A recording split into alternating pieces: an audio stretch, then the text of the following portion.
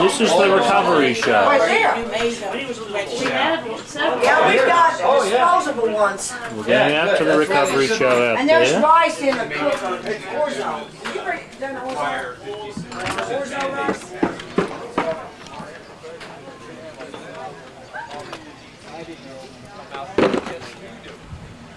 There's that damn camera again. That's kind of. Today is June the 1st, and this is the recovery show from last night. Oh, okay. We're still recovering. We're still recovering. My God, my camera's gonna have a fit. Yeah, and it's a full moon, by the way. June 1st, 1996, in the year of the Lord. Yeah, actually, full moon's at 5. In the year of the Lord, because we're in Baptist country. Around 5 o'clock. Yeah, it's.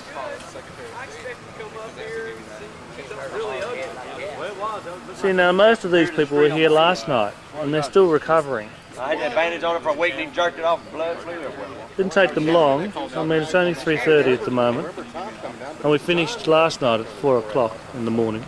This morning.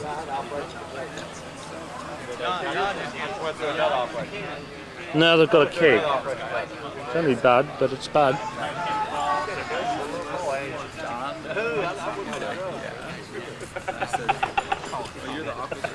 Did you want to say something today? How's everything in Down Under? I don't know. I haven't communicated with them. I certainly don't know if I won Taslotto this week yet. Hemp City now today. We're in Hemp City? Hemp City. G'day. This is Win. And Win doesn't spell his name N-G-U-Y-E-N. yeah, that's So not these are, spelled you're that not the way. senator. The only, His butts up. He was sitting in his chair. So these are hemp hemp trees. I These saw are hemp grown trees. in Australia was the dyke communities up in the mountains around. Well, it's supposed to have 10 times the weight. Around Port Macquarie and Byron Bay. Yeah, I'm okay. sorry. It's supposed to be hemp. All right. There's that damn camera again. Where that is a hat. Hunch, man. Do the house cat hunt for the camera. Get some house cat hunt. There's house cat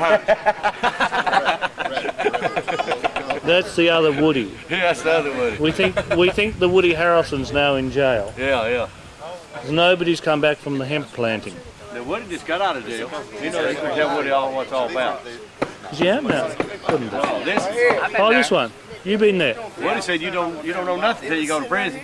Well, that's right. Find out real quick. What's that name? Well, I'm sure they'll have fun with that celebrity in jail. Oh, you know they will. He's a cute boy. He better take a rope and soap Yeah? on a rope. You reckon he'll be in strife because he's too cute? Everybody look. You reckon he'll be in a lot of trouble because he's a cute boy? I think that and these celebrities in trouble. I think I wish him the best, but I don't think he could have got arrested for the cause.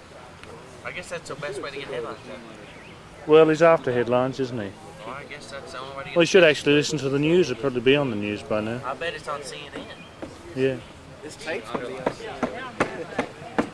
I guarantee it's on CNN. Well, we were going to go out there, but our Commonwealth compatriot said no. He said no. So we followed what our Commonwealth man I over think here you should said. take that thing out of his hands and get him at the other end of the land. He's been doing this to all of us, but nobody's been doing it to him.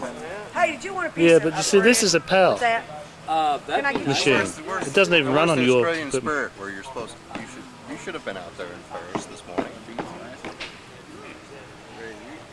You're not madman. I was going to go out there and film it. I'm going to have a beer. Nice to meet you. Passed through there last year. They get 56 to 18 million. Blue Mountain Biodynamic Project. Blue Mountain to. Let's see what time it is. Only 1:45. That's not bad. They get 56 for everyone we saw. Hello from down under. Or on top. Hello. Say hello. Hi there. Who are you? Okay, I'll tell you. Oh, you're Adrian's brother. Are you? Yeah, they're about to. Hi. What's your name? Tony. The man behind the camera. Are you Tony? I am. Pleased to meet you. You are? I'm Jane. When are you going to come back and Jane. see us? Yes. Really? You going to make those available? when I can get the machine to do a dub down for Oh, us. okay. Because I don't have one at the moment. Okay, yeah. So we need something That would special be nice. which I've got to get. Because this is done in PAL and it's NTSC that you're on, so we need a special conversion machine. That would be nice. This is Paul. He does something special for us. Pay for schools by regulating cannabis. Oregon Cannabis Tax Act. Did I give you a copy of that? No, you haven't. I'd like a copy of that. Yeah. Do you have a web browser? Yeah, I do. I'll give you a web address, a URL to go look at it. Oh yeah, you better call him. Keep in touch. And Fresno and November. That very next that week. Oh, these good photos of it. Yeah, I'd like to get up there. How many acres you have now up there? Put in about 20 or so. He's already gone home. In some different locations. 224-2328. Is that John Ruth? So it's just John Muller. That's him. Take it out right now. I'm gonna have a little pie. That's the actual last photo. That was water ready. So it's nice Make a little race. Hi, Chad. JP.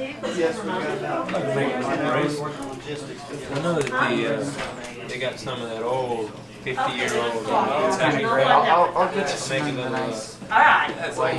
Bye, JP. You mean every old snack on Mayor, you want some pictures? Excuse me. Yeah, no problem. For your interest, these pictures are all copyrighted by Jeff Kime, 1994, 95, and 96. So no wise ideas. You like what I do? Every tape I make, I put copyright on. And I think a verbal copyright's okay. Aunt Sue needs some blankets. Yeah, that's going to get us. Where is that? I'm gonna have a place to sleep when I get back there in 10 minutes. This is in Tiltonburg, up near London, Ontario. Actually, some of it's also in London, just outside of London. Oh, yeah. Yesterday, and she said, That one right there. Ned was sitting over there, and he came So over what, and that's said, not your crop, that's somebody else's It's crop? my fault. Oh, it's on my dad's farm. Oh, right. This is exactly what she said. She Is this your photos? Yeah, I'm just video. chance in that. She gave I us better read this. Yeah, you better do. I said, I don't remember what you said.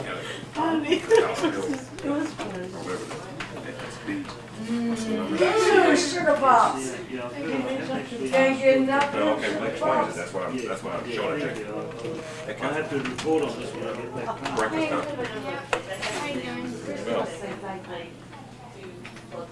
Natural ponytail.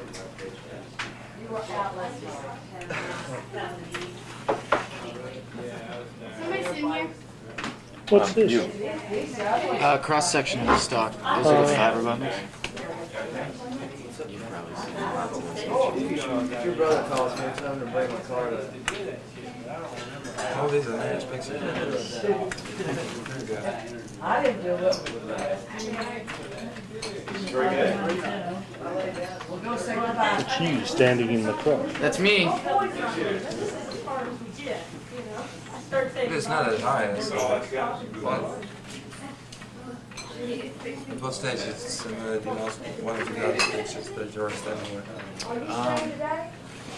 Yeah, we usually get it to about 9 or 10 feet. Mind you, we planted really late every time, so I don't know if that's a really fair evaluation. We had some spots that usually hit 11, pushing 12. Hey, how are y'all this morning? Good, yeah. How you good about? Last time I was walking out the door, I guess you all were working out with me. Yep. Yeah. More music, I think.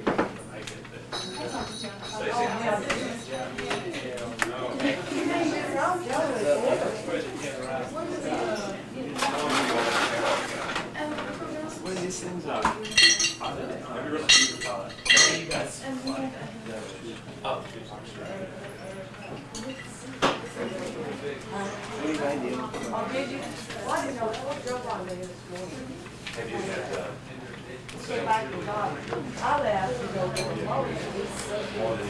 You want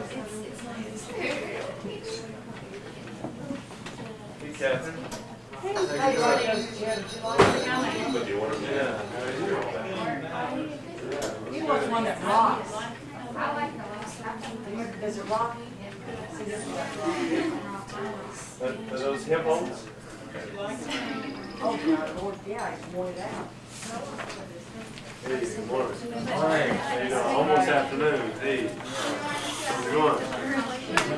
All right, good. Yeah. Oh, so you're signing the D letter? Yeah. Great. I better read that then. It's not bad. So just, if you go to show Not bad at all. Just declining.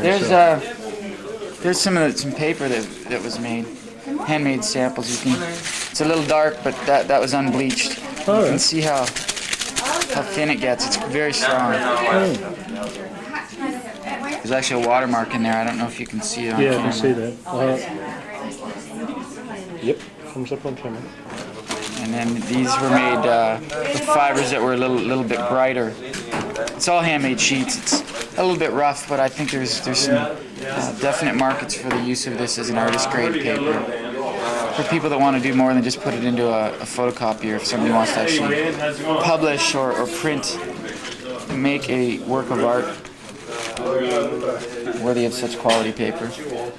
Move the camera back a bit. What's the dark one? It's just a, what is it? Sorry? The black one. These are just. It's just a little thicker, and it's made with unbleached fiber. Oh, right, so it's not unbleached. So this fiber was, well, actually this fiber wasn't bleached, but it wasn't allowed to discolor. The other fiber that was darker was laying in a field retting for sort of a significant period of time. Message for what? Well, I didn't see that. I didn't think that. Well, I wasn't there, but. Oh, okay. Well, you must be really well known with those articles around Canada, right? Sorry? You must be very well known with those articles around Canada. Yeah, it's been quite well publicized. We left here about 10:30 and went to my house to show. Good morning. Adrian. Yeah. I have a call in to Steve Spears. He called me last night, just like we were. How late, I don't know. But I left a message on We got some more of that? Extra drink doesn't exactly lubricate things. Woody Harrelson of Clay. Oh look, we can get it that way.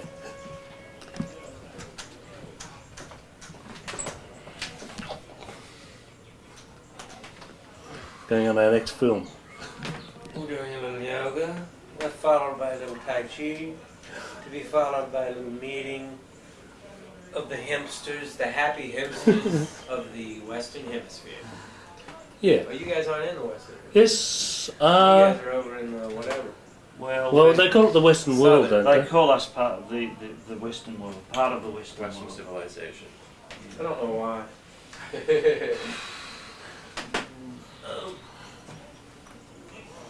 Wow.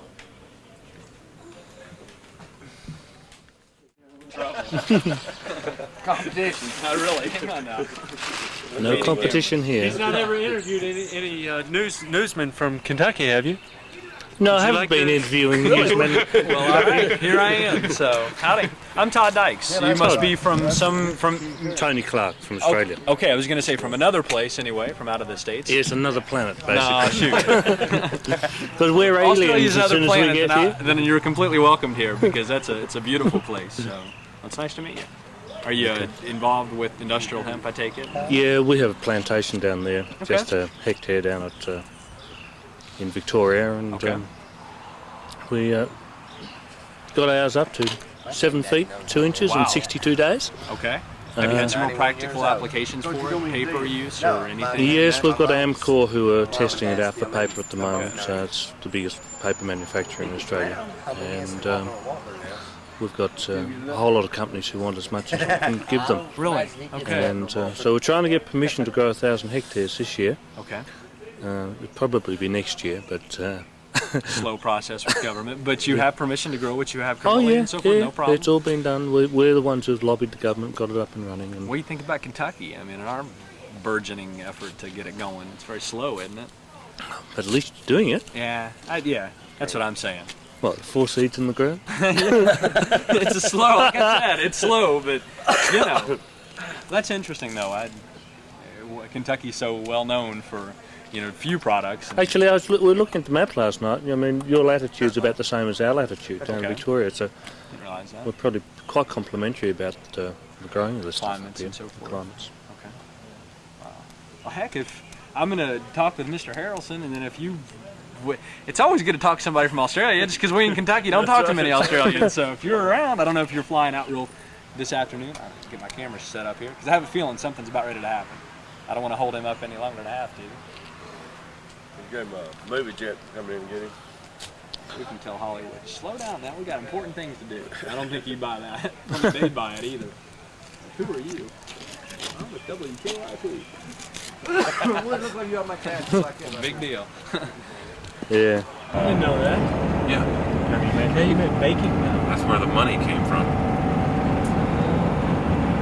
They have oil wells. They did have a lot of things. Of course, Mr. D. Fakowski had to buy it out because it all went bellied up. But my father was on the board of Calumet, and he went out and visited in South Texas their oil wells, and the guy met him there, and he says they've owned these things for 50 or 60 years, and I've never seen anyone.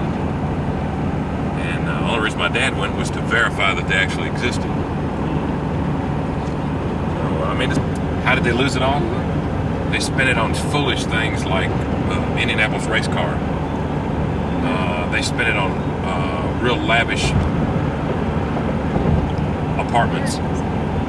They were all paying themselves big. Just any way you can spend money, they were doing it. And one of the sons, a friend of mine designed an underground house. It's a huge house. The son's game. Yeah, it was about when they had the Indy car. Stone walls. Well, yeah, that Move the stone wall back. Right. This is a straight shot to Paris, and there are a lot of people who wanted to go around this. Yeah. I happen to think they should have gone around it too, but Yeah. because there's a lot of things when you kill off all these trees, you kill off a lot of the scenic parts of it. That's right, you do. That'd be about Andy, when they started proposing all this, Jane's mom brought a guy from Scotland.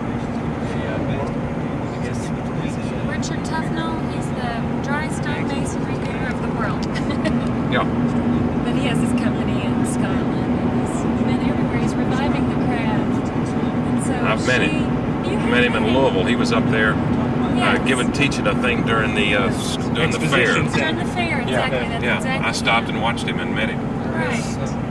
Well, she got a grant from the Highway Department, Transportation, to bring him over to teach Other masons. the old craft. For this corridor was the intention. That's correct. Yeah. They're going to spend. They don't even know how many million they're going to spend on landscaping it. But they're going to have to do it. But it's going to cost them. That's why I thought it was a better idea to just leave this alone. And then reroute. And reroute it. They looked at that. It'll link up with the closest interstate. Yeah, they looked at it. It was going to go off that But you couldn't way. tell anybody that was a good idea. I don't get it She wrote a book several years ago, Rock Fences of Kentucky. Jane's mom. Ian, do you see all the rock? Where is he? He's in the other car. I'm not saying he's behind us. Ian! I'd forgotten that he jumped out. He bailed out on us. What'd you say now? But See that says original fence? That sign. This is Quintus. This is a fellow from South Africa that owns this place. This is what people are talking okay. Beers. This is owned by the folks who own the Washington Redskins. Oh, there is a big. Oh yeah. Elmendorf. I was thinking yesterday, same thing. Here's a real pretty scene right through here, this valley. Look this way to the right, and you'll see this is the old green tree farm.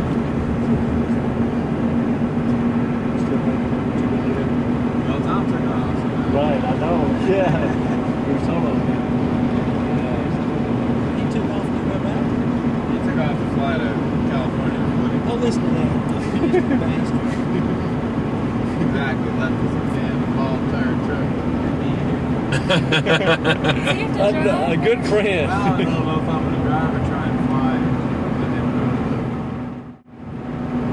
seems to think Woody will take it. He didn't ask you? I didn't ask him. It's not a great thing. Ride Woody pretty hard, don't they? Oh, I just hope he doesn't get saddle sore too quick. It's a bill there for Woody too. What? I have to leave a bill there for Woody too.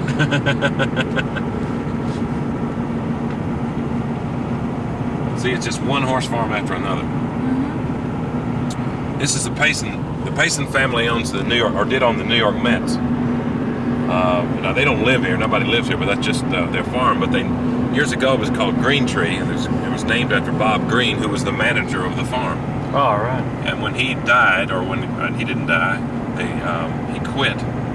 And somehow or another they just put their name back on the farm. I think the children had something to do with it, but yeah, they put Payson Stud back on the name of the place. See the sign that says the original fence? Yep. Made by black masons. That's not true. Well, that's what that sign said. It's wrong. I thought it was probably wrong too. They're Scotch Irish. Look at all the glass in that house. Yeah, they finished it.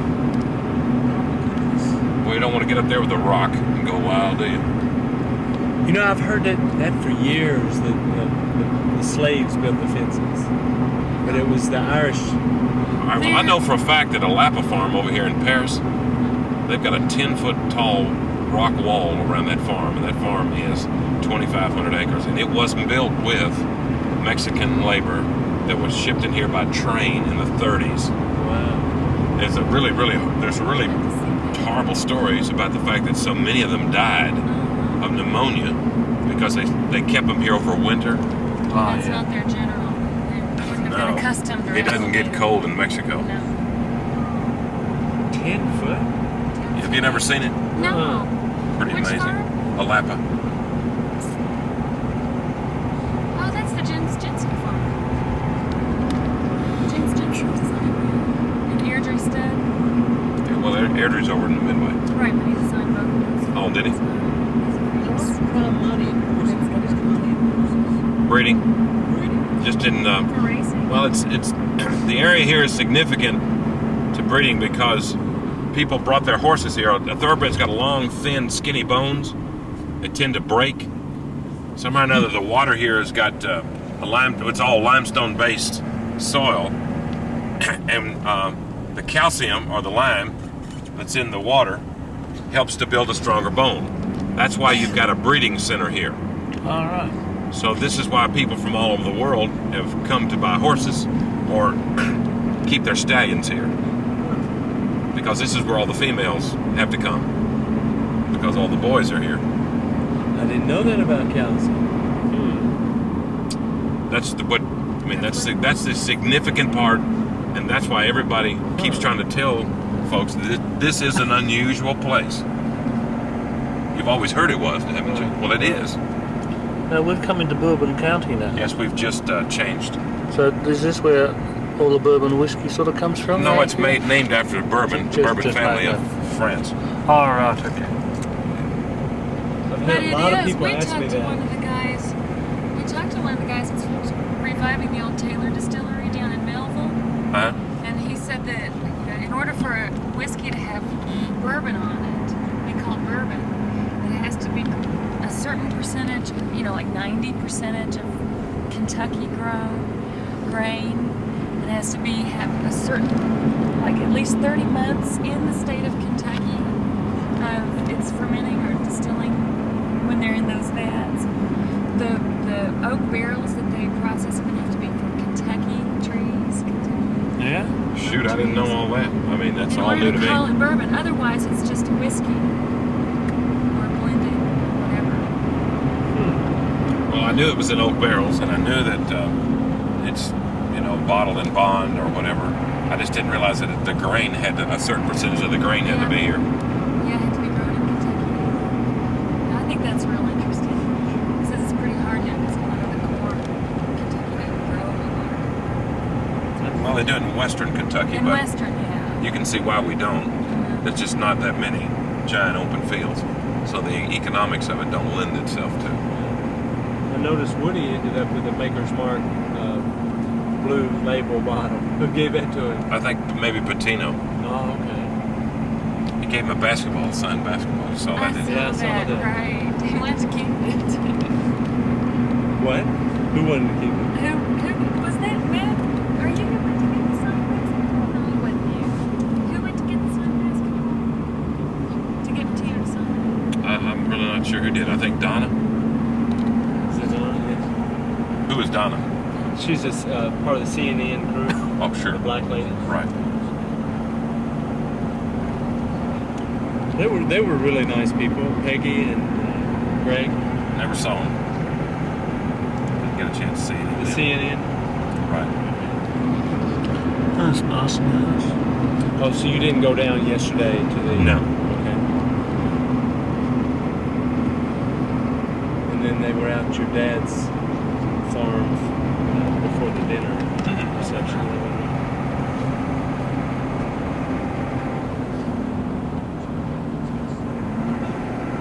Hawkeye Farm, is that Alan Elder's farm?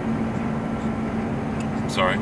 Hawkeye Farm, is it Alan Elder's farm? Oh, is that the name that the elders have? No, it's just here. Alan Elder's from MASH, he's called Hawkeye. Oh, really? Oh, sure, yes. Now I get you. You're doing the TV thing on me. I'm catching up. Oh, I do that sometimes.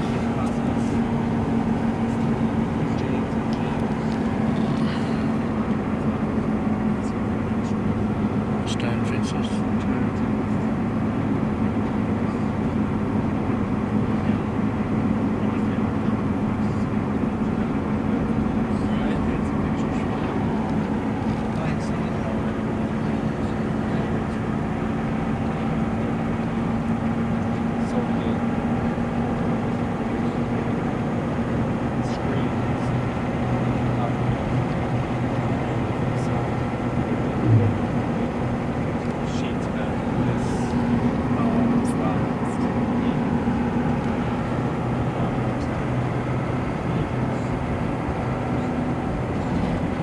What did you think about the person that is the embodiment of cannabis sativa? Have you met him before? The big tall guy with the long hair? And the eloquent speeches. Yeah, well, What did you think about it? What was your impression of him? Speaking. How did you feel like? Did he further your cause or? No. Totally. He's whacked as far as I'm concerned. And he's here. I mean, certainly he's interested, but he doesn't add to much of the credibility that we're trying to That's what give. I felt like. I wish he hadn't been there.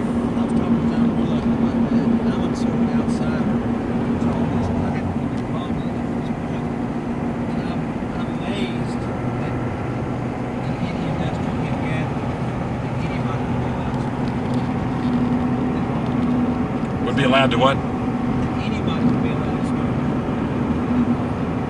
Exactly. Because that's the battle we're trying to fight. They need to be told recognition. That's basically what they want for industrial people. They see people that fit into the way it's and the government is suspicious of that to begin with. They just think that all it would take is one Exactly. Yeah. tail get back by somebody using Yeah. marijuana at a conference, and it can do so much detrimental damage. Because it just be. I mean, simplistic, if I were to... He wasn't invited, don't get me wrong. Remember, it was by invitation? Right. But, so what do? You throw him out or... But it wasn't just him, there were a number of people. You know, and I think people have the right to do that, but I couldn't, when I saw it, I went, Were they actually smoking dope? Where were they? All during the thing. They were? Really? Downtown. Oh, I didn't know that. They're coming from Jamaica. I just think that, I didn't realize that. I just think it's, I didn't see it much. I just worry you're not taking one recorder sashaying around. They love to jump and see. Even though we all realize that they're two completely separate issues. I thought what your dad said about the difference between corn and whiskey. I thought that's a good parallel. People are trying to look to the deal. They're looking for those two.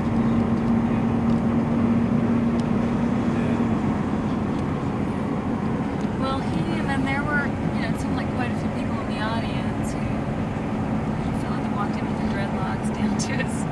Well, he looked like a winner, didn't he? I have friends at home in North Carolina who say they found out I'm working with Industrial Hemp. I say, yeah, we're really for Industrial Hemp. I say, wait a minute, what are you going to Texas? When have you ever given a damn about sustainable backyard? Ever expressed an interest in paper? They're all marijuana smokers. And they all suddenly are for Industrial Hemp. And I say, you have to just get away. Just don't bother. I was asking and I didn't get a good answer yet. So I'm going to ask you. Of why, who was, I can't remember, I think it was David was talking about how there's this groundswell behind this particular crop. And I wanted to know why, instead of putting the efforts behind Canaf or another fiber. Well, I think the real reason is This one. the Canaf they find doesn't do everything that hemp does. And Canaf doesn't grow very well up in these latitudes. It's a tropical plant. Each one of the different plants has a strength and a weakness. And hemp overall has more strengths and fewer weaknesses, but it still has some. Canaf is a very monocultural plant. It requires pesticide, herbicide. But it's a better option. So it doesn't have the sustainability. It can young bucks with plaited hair, multicolored berets, crystals around their necks and all that. They get real nervous. As would anybody. Everybody's taught that if you don't look the same, you need to be suspicious. So do you feel like that the open to the public forum was good or bad? It has to be good. It has to be good. Okay. You're going to have those open forums. You can't. Look at all this. Who's in this house? These are Quonset huts from World War II. 25, and then we put the bluegrass plant in there when my grandfather's brother broke up. We got the bluegrass plant, so we put the one in here. So this building was built for hemp, and it was here in 1910, and the rest is kind of guessing. But you want to see the machinery, that's over there. Yeah. And there's some old hemp hacks still down around, or Joe got there's still some in there. Okay. Actually, when I see, are these feral hemp plants down here? This time of year, yeah, we could probably find some. I don't know. That might be difficult to do though. Do you know where any growing hemp? Yeah.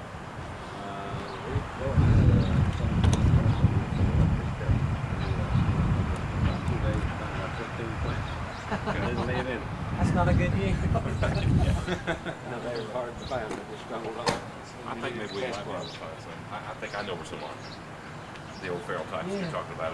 On our way back home, we'll go through there. We don't guarantee there'll still be some there, but we'll try to see if I can find some. The Missouri people are talking about how they have a great deal of it.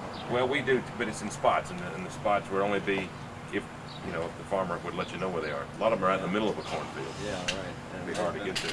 Pretty well eradicated. What's this over here? That's an old flour mill built in 1906. Wow, look how massive that is.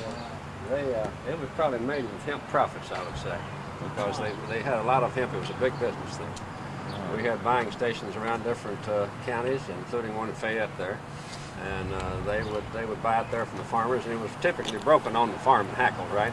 And then when they bring it to the station, they either ship it direct to the manufacturer out in Baltimore or somewhere, or if they want it double dressed, and I'm assuming this, they would send it here to be double dressed. But it would never come out of the farm in its cut fashion. I'm sure they did a hackling, and the breaking and hackling there first, I think is the way it went. But it's important for you to hear him say this. Absolutely. Howdy. It verifies the industry. And again, I'm Todd. I didn't quite catch your first name. Steve. Steve, appreciate it. And involved with the industry a long time ago, or I'm just studying the files. Okay. The heyday was like from 1905 to 1940, I'd say. Wow. Okay. But of course, you all did a lot of business during the war, didn't you? Well, they just gathered a bunch of seed together. They did some fiber, but it was mostly seed. They were just thinking they might have to use some strategic maneuver over there to be Philippines. So they might have to start producing here. But I don't think, I'm not sure that this is necessity for the fiber. I think it was just. I'm just fascinated with how massive that is. But two wooden buildings over there. And we've got pictures of them actually hackling hemp in there. So I assume that they either that they still were doing it by hand, even though we had those machines. Now they were kind of slow. You were over there and saw that. And I'm not sure that it looked like to me they didn't do it much faster than somebody would do it by hand. But we have pictures of people that were actually hackling hemp. Have you got the pictures? Do you know where they are? I think Joe's got one of them. I think he does. Yeah. There's two fellas right out there in the middle where you're doing it. I assume it was not a rainy day. But those buildings were torn down in '49 and these three months ago. Well, let's go on down and see the equipment. And, all right. Yeah.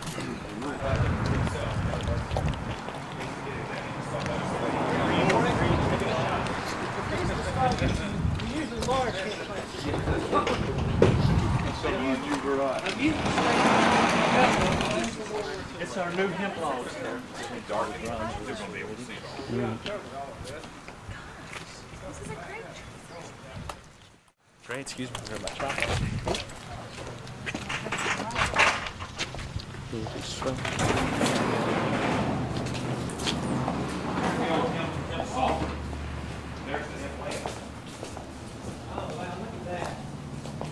That's the Canadian stuff. This is the Canadian hemp that's been rented. And see, the softener still, when we actually ran it through it, you can see. See, One of those belt-driven stuff. Yeah. Ah. But this is called a softener, right, Andy? That's correct. This is the softener. Softener, and the other one's the carding. Carding machine, that's correct. Which is a huge, look how massive this thing is. All right. It's just monstrous. Now this is what came out over here, right? Yeah, that's the softener. Okay, so this is just mechanical working between these. Yeah, well, let me show you. Just the TV man, it's the difference. Okay, let's look. This is called a softener. Now, was this the first stage? The first? Yes, but I mean, like I said over there, I'm sure that they must have 99% of the time first did it on the farm with the hemp rake, and then they dragged it through the teeth, which would be similar to that over there. And then they would have, I suppose, if they want to double dress, then they would send it here, a railroad car, to be processed through here, which would depend on what the factory out east needed of more processed or less processed. There were hundreds of uses for it. Look at this. Yeah, that's the old home delivery wagon, I think they call it, for home deliveries off the flour mill over there. That is right here in town.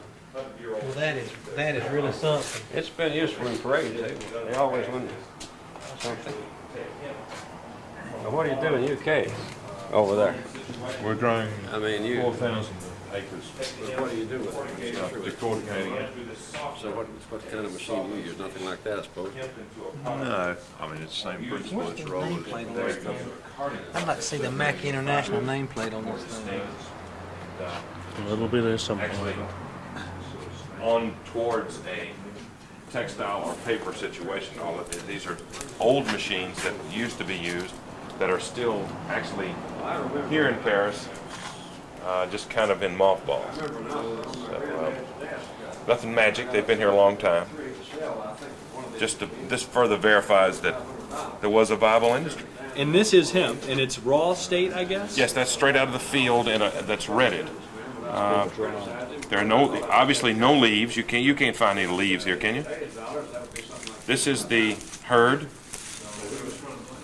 the center spongy portion of the stalk that you would break out.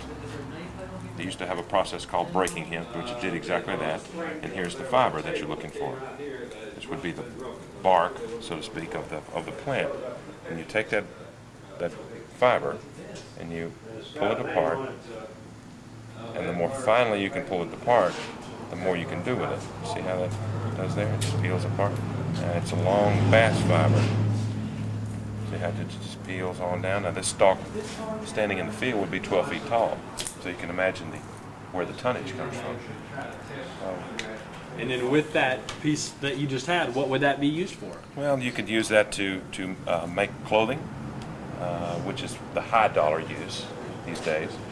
And then you can go ahead and, well, that is multiple uses. Whatever you can do with wood, you can do with this fiber. And the same on the hurd. I guess we all think that you can take the hurd and make the paper with. That's probably the best use. They used to burn this in the years gone by. You'd see it would look like little miniature campfires. The people all tell me that where they actually burn this. Now, this day and time, this would be the whole product is usable. Even the roots theoretically could be used. Chipboard and fiberboard. Chipboard and fiber. It has a natural glue in it, where you would take this and piece it together just like fiberboard in all building projects nowadays, and the natural lignin and pectins that come out of here would make the glue to hold the fiberboard together. Just excellent. I appreciate that demonstration. I think that really that explains to me what it is. It's pretty harmless, you know. But you can see what I'm saying, that there are no leaves here. Leaf is not what we want. There's no drug here. Right. Period. Yeah. Okay. If you can smoke that and do anything with it, you try. Get the camera on that. It is vital that the leaves go back on the field, because that's where all the nutrients are. In this plant, all the goodies go into the leaves. Okay. They go back on the field. So all you've got is the seed. I want to show you something else. What's called a hemp tank.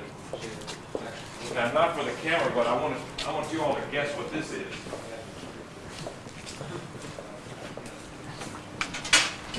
Anybody got any idea what that is? Wow. A seed? A holding seed? Come on. Fire bucket? Exactly what it is. A fire bucket? Fire bucket. You know why it's so done? Nobody can use that bucket for anything except dip in water. So they kind of left that around. You can't take that and go use it for anything. So nobody would. Well, that's the way it's ingenious. shaped, you can't, unless you're holding it in your hand, it won't hold water, right? Huh. We have same design in Russia. Wow. That's ingenious. Let me see if I can get the hemp pants. Is this hemp or is this hay? No, it's hay. This is hay, okay. I say, wow, that'd be cool. Bring your camera down. Okay. You'll be interested in this. Okay. Now, what they used to do is after they broke the hemp out, Okay. that means that these are men that were hiring hundreds of people to do this by hand years ago.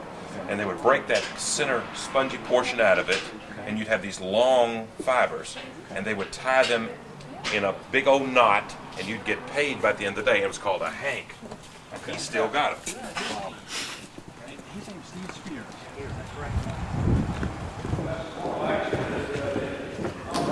Now these hemp hanks are 50 years old. Well, they're good today. The stuff doesn't rot.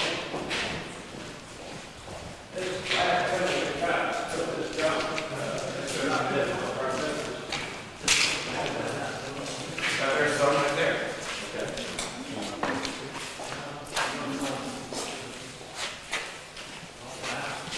But you see what I'm saying? This stuff doesn't. I mean, it doesn't. Now, how old is that? This would be 50 or so years anyway. I would say so. Yeah. Don't you see what I'm saying? This doesn't rot. It doesn't really care. That's why they made rope out of it. For those old sailing ships, you couldn't tear it up. And that's called a hemp hank. Okay. Yes. It's already been through the carding machine and it's already been in that elongated sort of form there. And That so, represents more than one plant, I'm sure, would it? oh yeah, I would think so. I would think so. I don't know how many plants that would represent. Okay. Just amazing. Yes, sir. Yeah, terrific. They used to, but, yeah. Just terrific. What a place to be. Well, I sure do appreciate all that we come out and say, you know, that's hemp, basically. You know, that's what it is. If that were of some value to some drug person, they'd have figured it out in 50 years and they'd already broken his building. They come down here and take it, okay? I don't think anybody wants to have any part of that, you know. No, what's there to have part of? There's nothing there. I've been told if you smoke it all day, all you get is a headache and sore throat. There you are. Can I talk to you for a second? Would you mind? Just tell me what's down here, how long Is this- keeping an eye on it? Is that machine at the end? Is that machine another hemp machine? That one, I'm not really sure. This is not this hasn't got anything to do with hemp, does it? I don't think so. I don't think so. Couldn't tell you what the hell that is.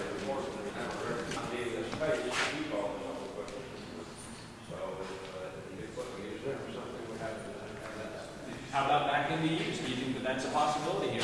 I have no idea. I think it's definitely a possibility, and the political hurdle is the big thing to get over. I like Andy's remark about there's not very many Henry Clays around these days. Not too many people who are willing to take a chance. Thank you. I appreciate it, Mr. Spears. And it's Steve, S-P-E-A-R-S. What is the name of your company here? It's a hemp baler. Andy, 4,000 acres of it. this is apparently a baler, That's the what? a hemp baler.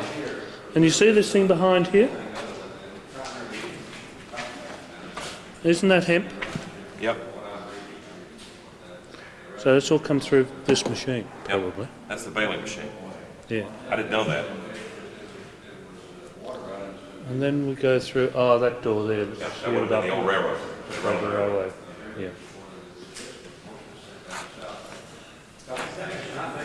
Some kind of a baling machine, isn't it? What is this thing here?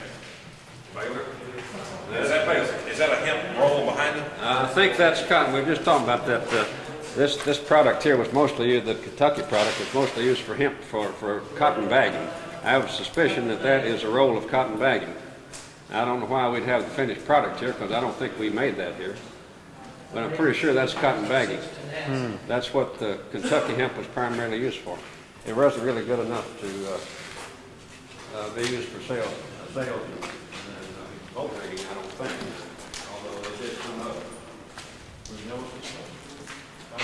You know, that's sounds interesting. Doesn't change at all.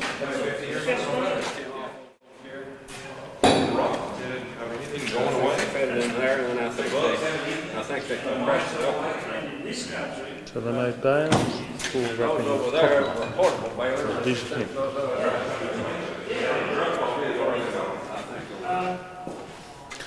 Adrian, I'll go on forward with it.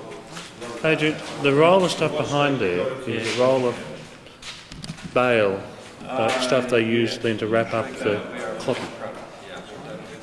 Okay, just have a look at it. This stuff here.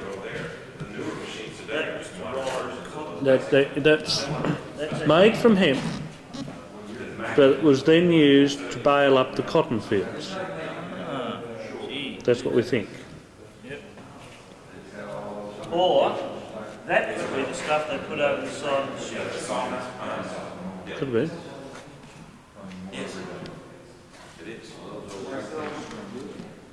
He says that he's seen some of them in China, but the newer ones that they're selling must be a little different. They're bigger. The machine, you mean? The heat salt, the one the softener, right? Right. Yeah, still in use. It's got a T-shirt with a picture of him on it. Yes.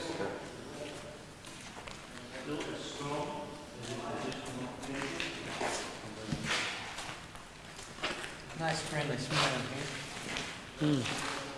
Andy, would that mean the back there be something like a blanket that they threw over the side of the ship and That part I wouldn't know. Hold that up again. Oh, man. That's another story. That's a called for wine. Kentucky's only winery. Yes. Winery number one, that was about 0. Oh, it went away, did it? Yeah. Last time I had a little drink of that, that's where it probably should have stayed in the box. It needs something there. Damn.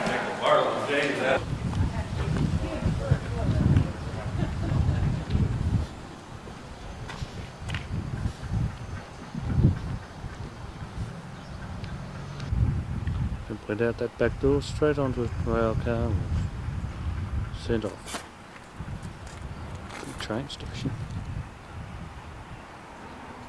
Paris, Kentucky.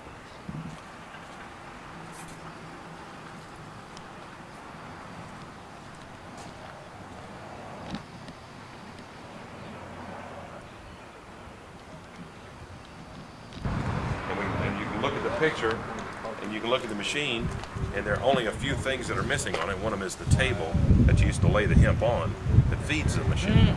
And we were able to take that machine and just put a regular PTO, a 540 shaft on it, and take a tractor and make it decorticate the hemp that came out of Canada. I mean, So y'all did it?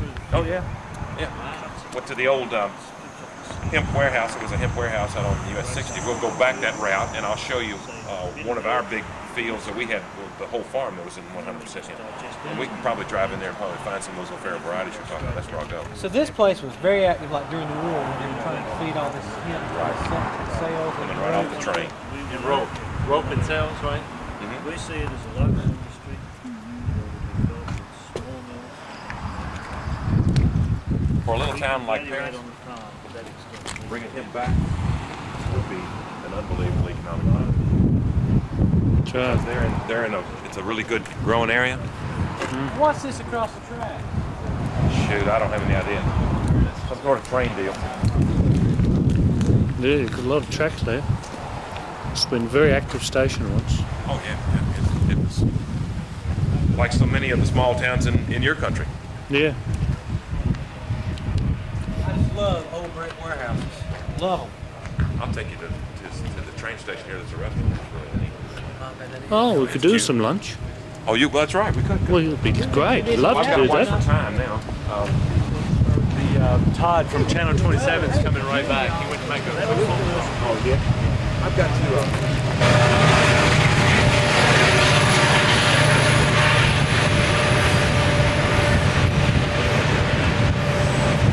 Closest one.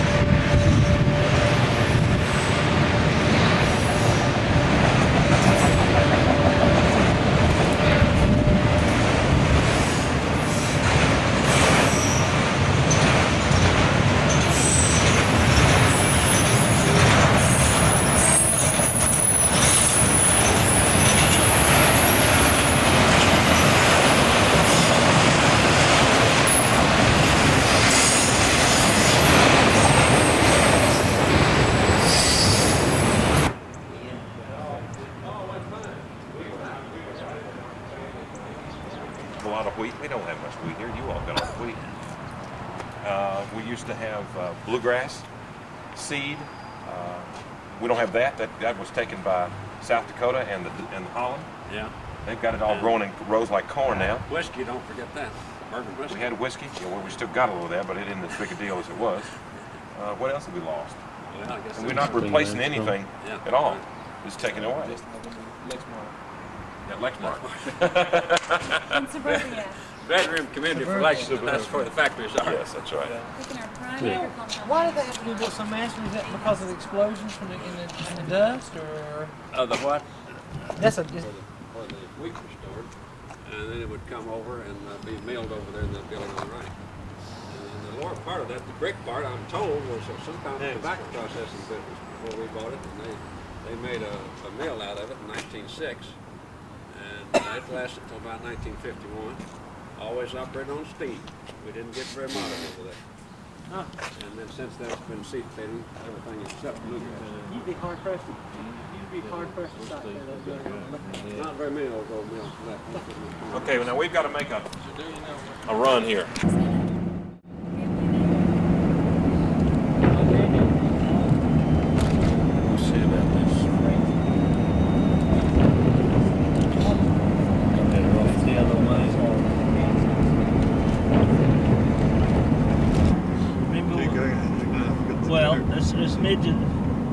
just said, meds in Australia are around the 10 mark. Now what village?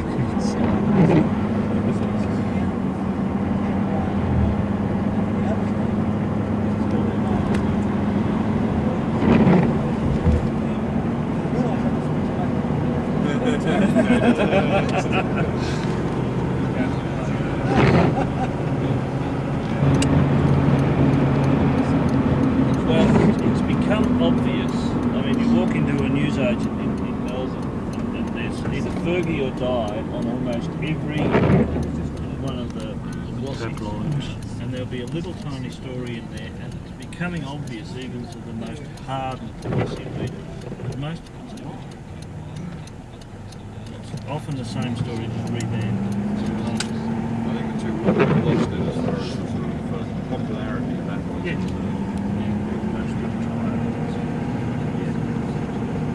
Well, we now get the comment, how could Prince Charles have been taken?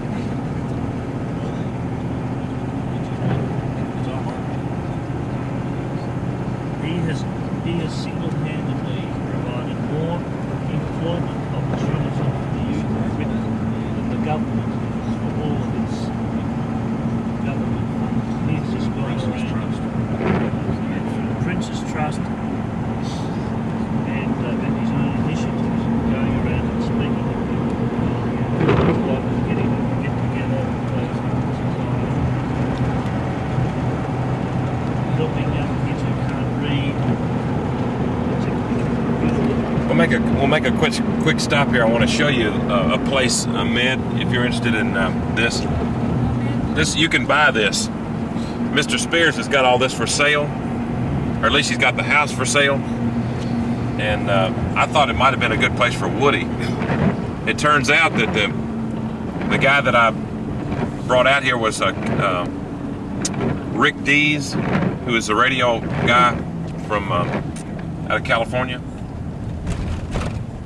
Now this is, he'll take $450,000 for this, which I don't think's a lot for what you got here. Woody was looking for some.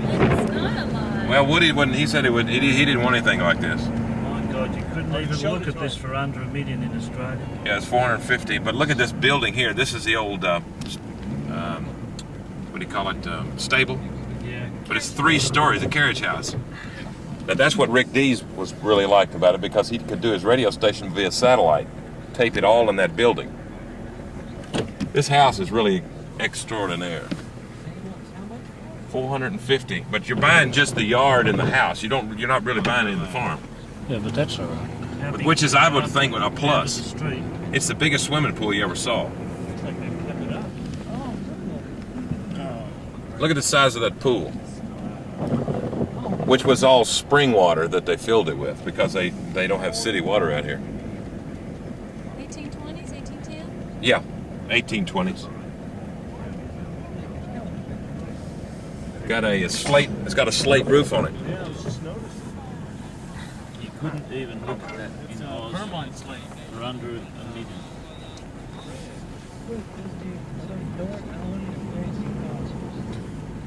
You know, you're out of my league there. I don't know. But the home is really gorgeous inside, just like it is on the outside. And they give you this land at the front with it? Yeah, you get the frontage. So, Madge, you can buy this and move in here.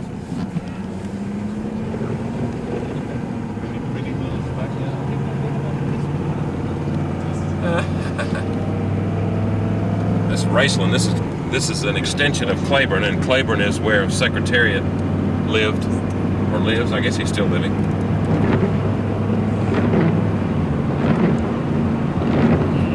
But the main office of Claiborne's on the other side of town. But all of this area was hemp growing territory. Everything you see here.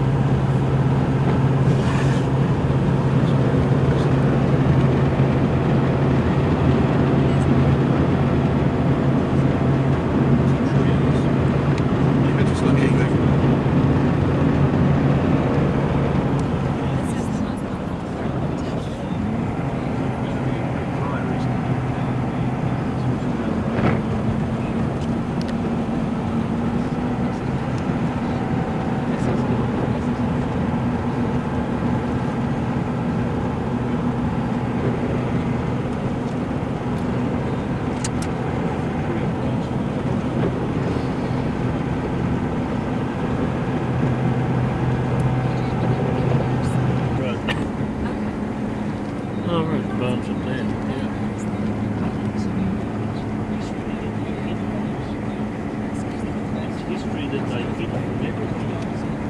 But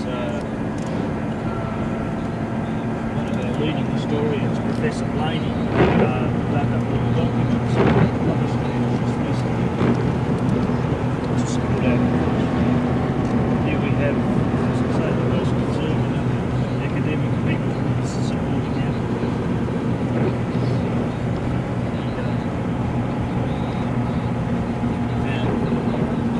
These are all bluegrass fields. The only reason it's blue is at a certain stage in its seed production, it appears blue. It's not actually blue. I wondered where the blue. But it's been a great selling tool. Yeah. Which had, I think it was 7 ships. 7 ships. And that before that,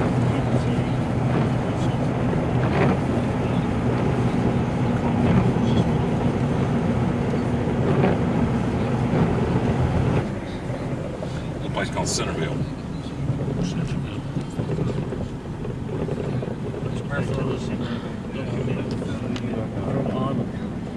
Irish linen.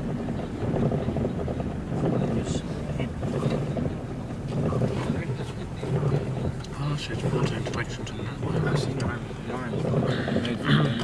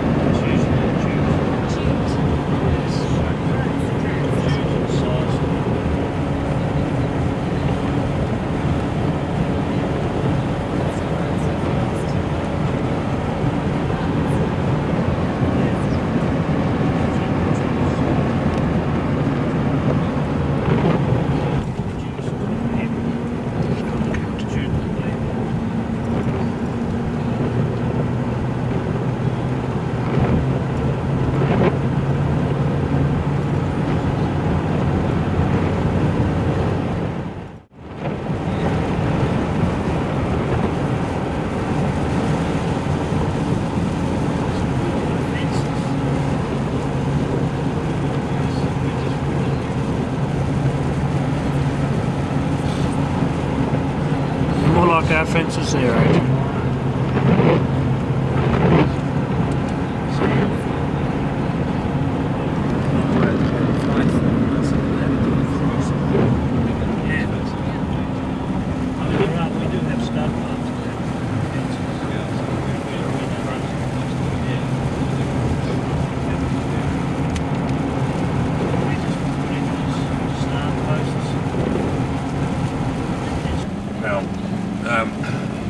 Came into play mostly because horses, the thoroughbreds, particularly the young ones, don't see the wire. So there was a lot of problem with them running through it. Now it used to be just a board on top of the wire, which was just so that they could see at eye level. Then they got to the four-plank, which has become such a integral part of the beautification side. It's not really necessary for horses, but it adds so much to the beauty of the whole thing that it helps it sell. It's $4 a foot to build that.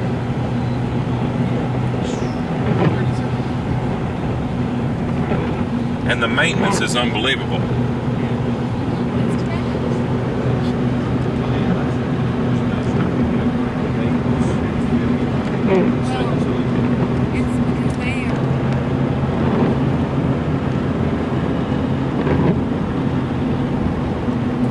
this is a right interesting thing here. This guy's got, this is called Double Stink Farm. And Double Stink is nothing other than a guy who raises a bunch of different kind of vegetables, and he has the school children come out at a certain time, like in the fall, and the children are allowed to pick out a pumpkin and take it home with them. Well, he charges admission, plus he charges the cost of the pumpkin. So out of every child, he's getting approximately $3 to $5 per child, and he has as many as 3,000 children come through there. Well, he's got about a license to steal. It's a double stink. How did they derive the name Double Stink? Well, it had to do with the fact that he had pigs there. Sounds like a double take. Well, that's right. Pigs and sheep. Or something stinky. That was a double deal.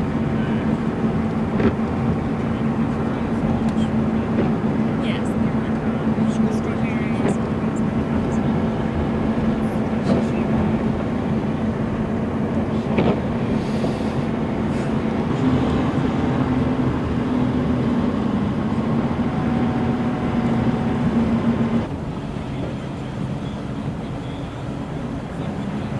Farmers have obviously been far more prosperous than ours. Well, it's because tobacco has been such a great cash crop.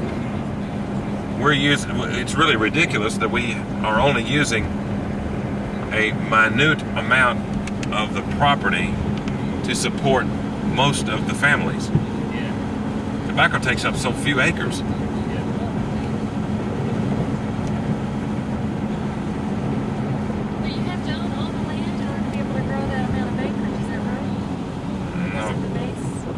Well, you can actually lease land and lease a base as long as you got a barn to put it on.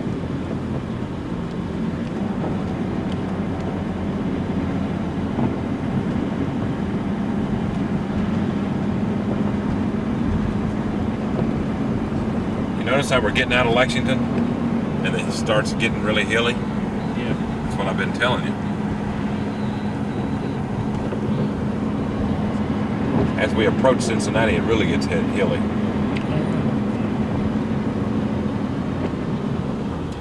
Now we're near the Toyota plant that employs 10,000 inside of the plant, but has all of these little outlying satellite plants that employ hundreds of people. So that Cutter Homes subdivision back there is a direct result of this plant being built here and employing all these people. And we'll pass part of the plant. Who was it that was talking about that? Andy, was that you that was talking about that? What part of it? About how much Kentuckians pay for this kind of an industry? Oh, that's Dave Morris. He was giving that in the speech. He was referring to this industry. Yeah. Now, how much we gave away In Texas. just to have it. Just to have it. And they employ, how much do they employ of Japanese workers? And how much do they employ? Well, it's actually a good deal for everybody here now. Don't be deceived. But they could quit and go home. Right? Agriculture is entrenched. You don't just get up and walk away from it, okay? Damn it, noisy windshield wipers. And that's what he was trying to say. Anytime that you bring, anytime you run economic uplift in agriculture, it helps so many for such a long time.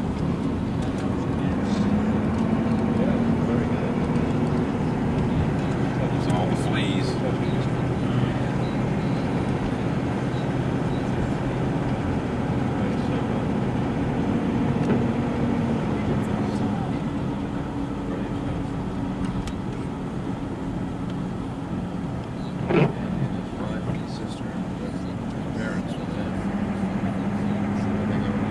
Look at that sheet erosion out of that field. Isn't that awful? Just a lot of rain around. But they're supposed to leave a grassy waterway. Oh, right. I mean, why didn't they? Who knows? You saw it. The Andy, Sir. Flores saw a hemp plant. Oh, he did? Yeah. How tall was it? Not too many chimney jumps around. There's a bit of 20 foot. I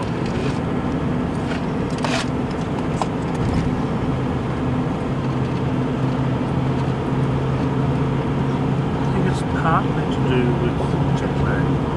What does it? Just being really tired.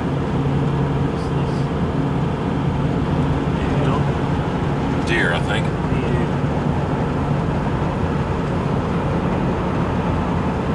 Seems to be a lot of them around here these days.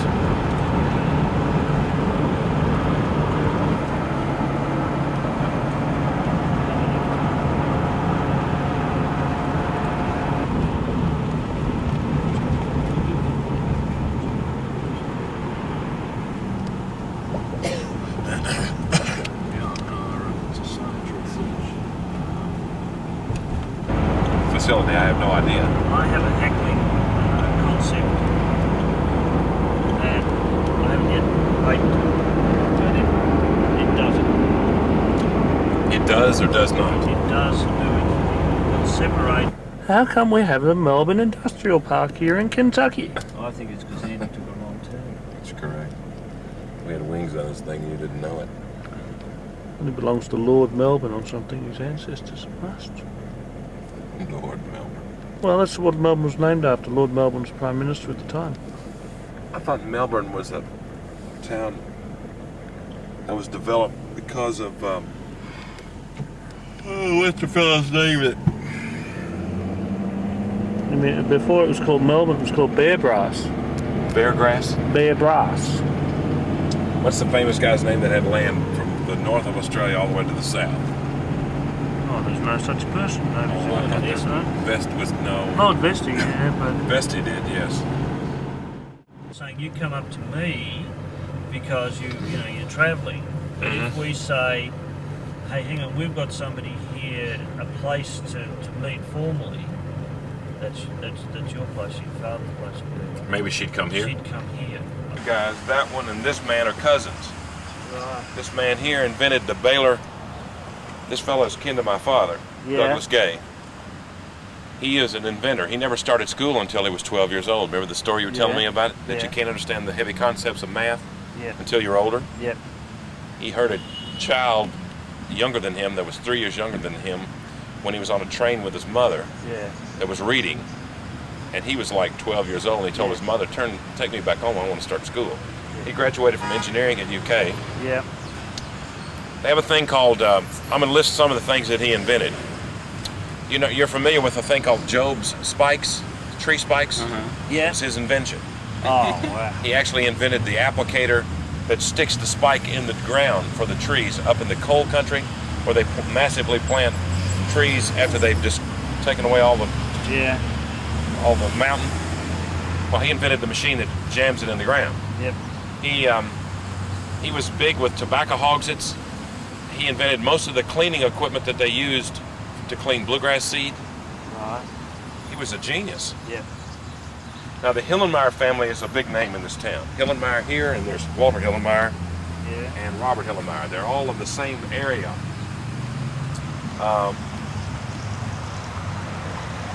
These fellas, it's the oldest business in town, and they're all farmers. They've started as farmers. Yep.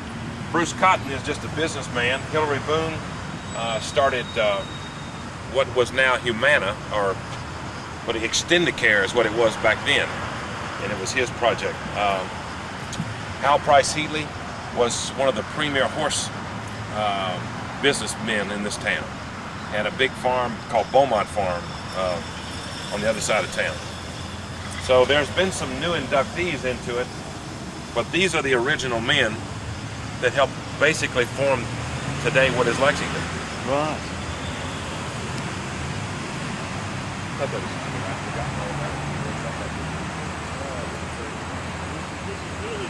So here it is. So you can, it's called Laureate's Park.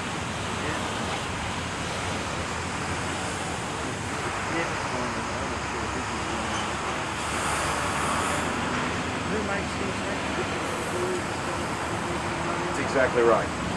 And if big business is all so bad, did you ever see a poor man or a broke man hiring somebody? Obviously, they do some things that are not always right. Yeah.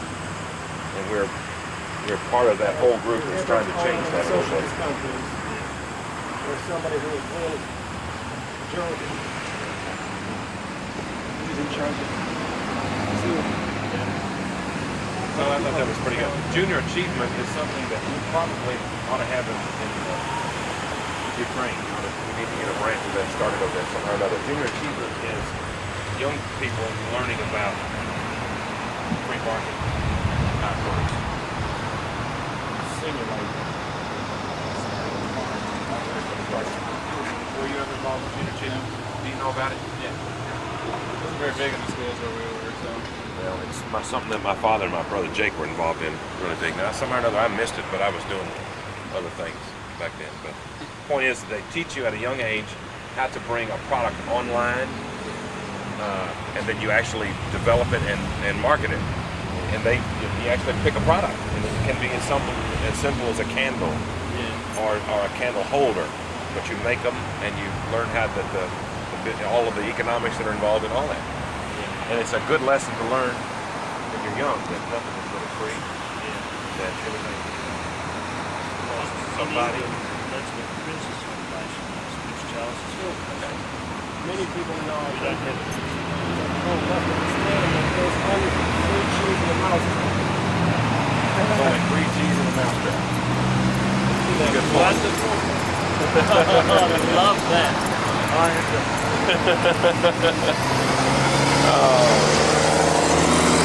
Sister Michael Leo, she's the lady who started St. Joseph Hospital. He was actually the chairman of the board, and I mean, tougher than a damn iron needle. My father, he could tell you all these. I mean, he could tell you so much. This fellow just won the Kentucky Derby. Yeah. Mr. Young has done a lot in this town. He's been trying to win. He's been in only horses for about 10 years. Those must be the preacher's children. Yeah. What religion is that? You got me. It says Macedonian Christian, Adrian. Yeah, I know. It is Baptist or Baptist. Well, it's neither or. It's not Baptist, I know. I really didn't know how to describe it.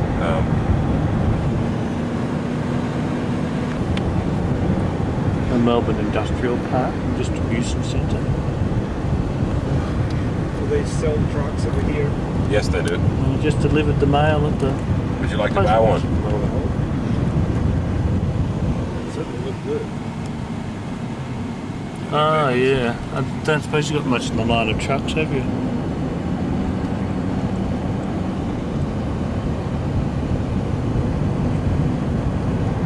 Well, for some reason, nobody has trucks like these.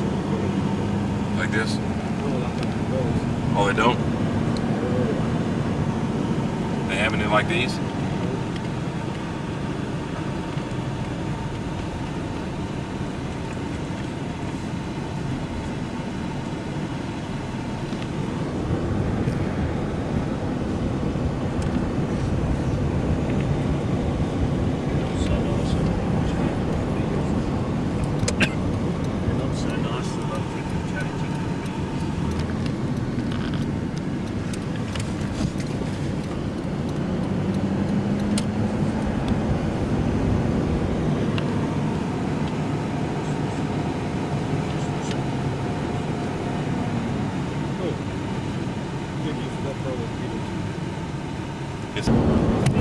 Oh, yeah. You look at your feet and wonder why you're wearing shoes. It's Lex Luthor's building, Lexmark International. It's interesting that gas is more expensive in Ukraine than it is here. Roughly $2.50 a gallon. Is it really? This is on the side of the street where all the students are, and these are some of the buildings that... Transylvania University. There we go. 1780. There we go.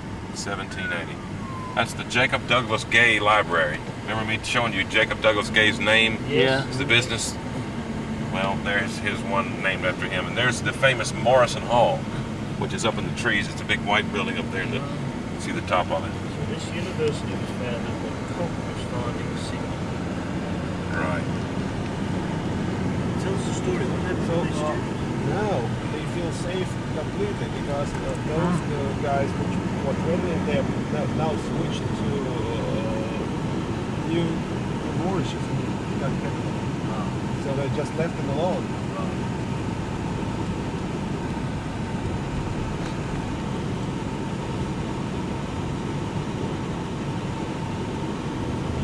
So things changed.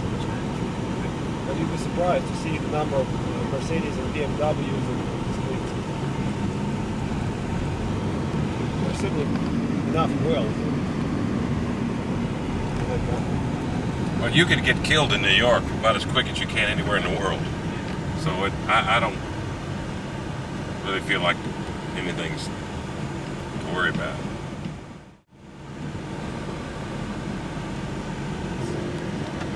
One line. So there would be conference in Washington. That's why I thought we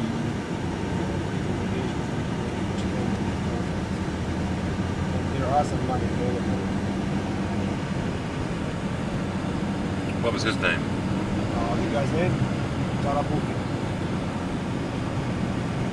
He's former deputy minister of economics.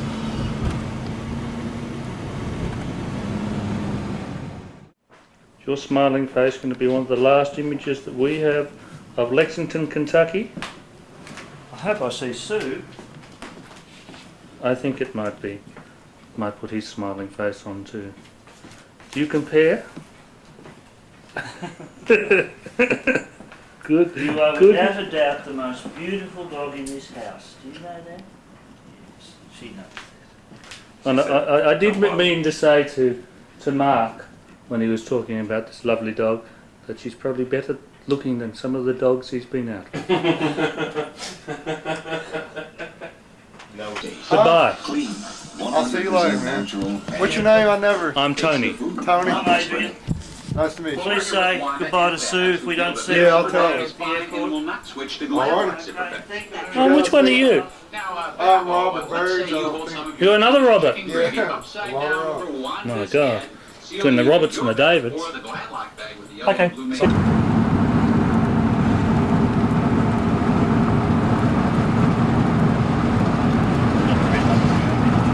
What did the Germans call that? Zeppelin. Right, that's right.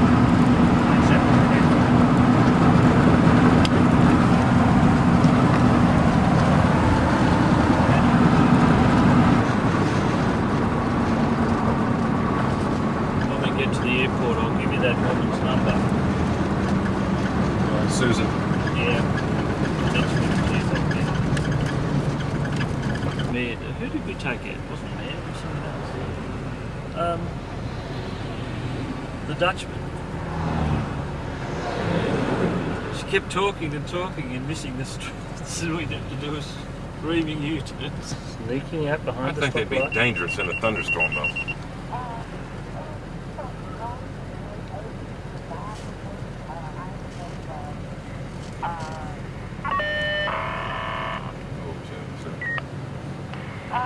Yeah, I can see it's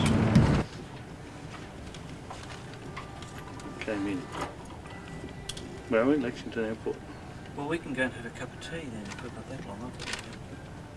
Significantly less time. Oh, no. I knew we had plenty of time, but I wasn't.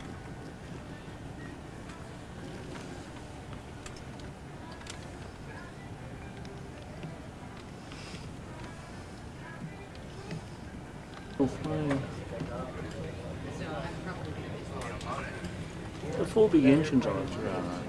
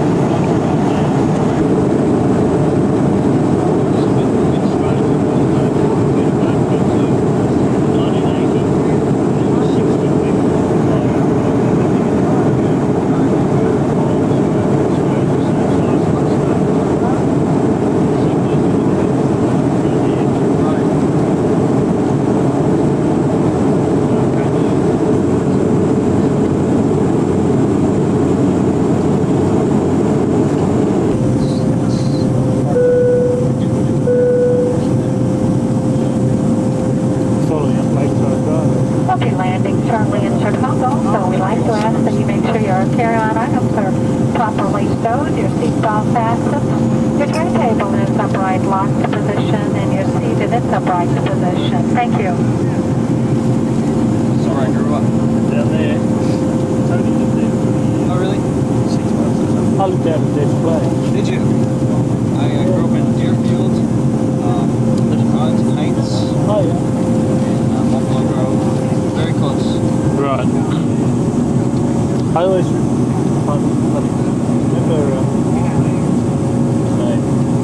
Lacey. Guy that they fixed killing 23. Oh, yeah. He was wandering around this place to take them over. I guess he was, wasn't he? Wow. That's right. I've seen the school of that this place, so come over. Yeah. Side by side, nothing on the road. But they're talking about us being to clean ourselves back up. Now, we had a DEO who spent millions of dollars telling lies. As they do right now. We might be in the field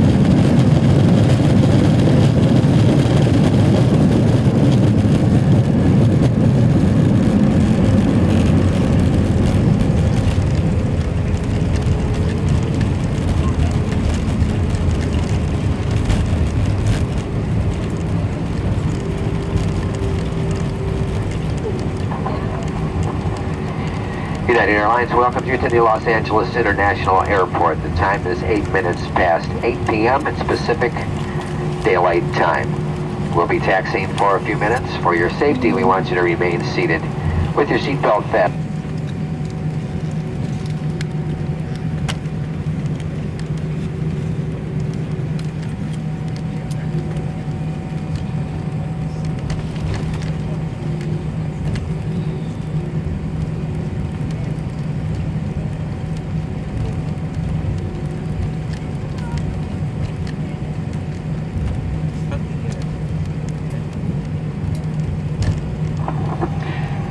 So, ladies and gentlemen, if you're continuing on Flight 841 to Auckland and Melbourne, your scheduled departure from Los Angeles is at 10:15. That's 2 hours and 5 minutes from now. 10:15 departure to Auckland.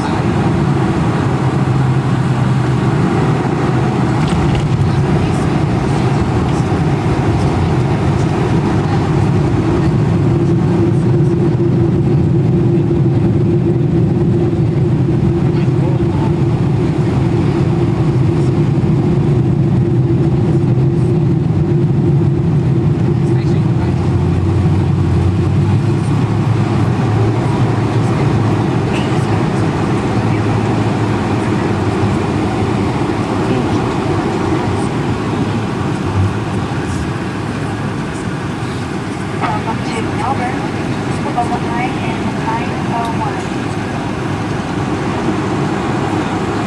Will be taxed for 6 minutes.